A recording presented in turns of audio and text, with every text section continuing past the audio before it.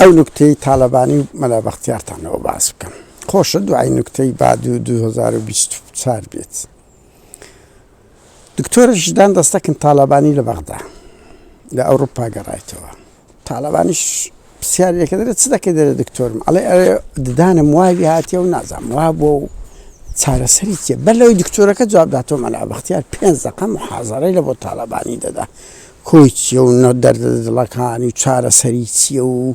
چۆن خۆی دوور بگرێتن. دکتۆرەکە دەیەوێت قسم مداخەلە بکە کورد بووە مداخەلە بکە بڵێ کاکە غەڵەتی ئەو تەقدیراتە ئەو جوابی تاالبانی بدات مەلا مەجاری ناتە تاالبانی چاوەشی دەسوقێنی دەستە چیەوە دەکات دەرێ وسکت بە کە مەلا بەختیار دەڕوە تاالبانی بە دکتۆرەکە دەرێت کاچۆم ئەوە مەلا بەختیارە مەلایە پرۆفسۆرە لە ئەندازیاری پرۆفسۆرە لە وەرزش پرۆفسۆرە لە سیاست پرۆفسۆرە لە خەباتی جەماوەری پرۆفسۆرە لە بواری سەربازی ئەوە مەلا لی گەڕێ بەڕاستیش مەلا وایانی تۆ وەرە هاوڕێیان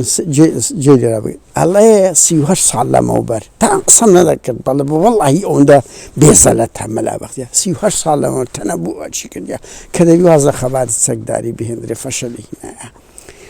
ئەوە تە دەرێ بەر و قسەکەی من ڕازدار دوای کورە کە گەلحۆ 38 ساڵە کورە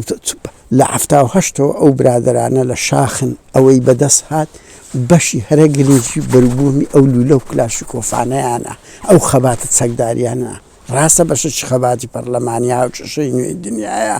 مەسەرەن هەتا خەباتی ڕەوەندی کوردیان لە ئەوروپا کە کاریگەرترن بەس ئەگەر کورد ئەو چەکەی لە دەست نەبێت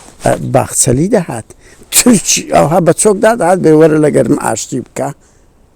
دوو ئەوەی لە ڕۆژ ئاواتش دروست بووە ئەوەش بەروبوومی هێزە ئەگەر ئەمریکا هەوای پەیمانان مامەڵی لەگە دەکەن ئەگەر داعشکە کورد بە خەباتی مەدەنی لەگە داعش دەکریان لەگە تورکیان لەگەر ئەوە کورە بابە وازبینە ئەوە نەسیعەتی ئەرز و ئاسمان دەکە هەم تەنەوە لۆ تەنەبوو لۆ ژیانی خۆت ڕاست دەرنەچوو وا تڕۆکرای لە یەکێتی دەرکرای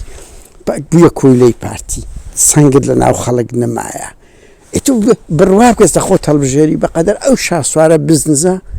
وەڵڵاه دوو کورسی ناینی چ دیتەنە ڕێت لە بۆ هەموو خەڵکدانە ڕێکی لە بۆ خۆت دابنێ خۆت لەو هەموو فەشەل و شکستەی ئەوە بکە گاتە خۆش